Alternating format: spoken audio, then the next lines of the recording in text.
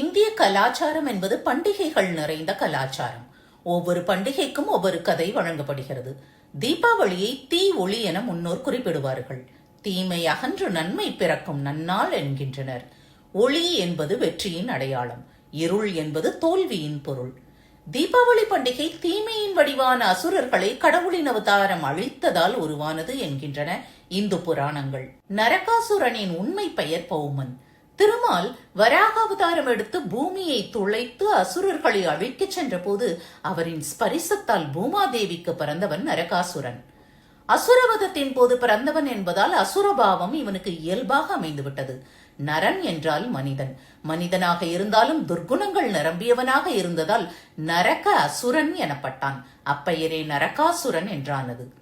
இவன் தேவர்களுக்கும் மக்களுக்கும் பல்வேறு துன்பங்களை கொடுத்து வந்தான். இதை அறிந்த மகாவிஷ்ணு அவனை கொல்ல நினைத்தார். ஆனால் அவன் பூமி தாய்க்கு பிறந்தவன். அவன் தன் தாயை தவிர வேறு யாராலும் கொல்லப்பட முடியாத வரம் பெற்றிருந்தான். எனவே மகாவிஷ்ணு ஒரு தந்திரம் செய்தார். நரகாசுரனுடன் போரிட்டார். அவன் மகாவிஷ்ணு மீது அம்பு எய்தினான். இந்த அம்பு பட்டு அவர் மயக்கமடைவது போல கீழே விழுந்தார். இதை பார்த்த சத்யபாமா கோபமடைந்து நரகாசுரனை போருக்கு அழைத்தார். சத்யபாமா பூமியின் அவதாரம் என்று உணராமல் அவரோடு நரகாசுரன் போர் செய்தான். அன்னையின் அம்புக்கு பலியாகி சரிந்தான்.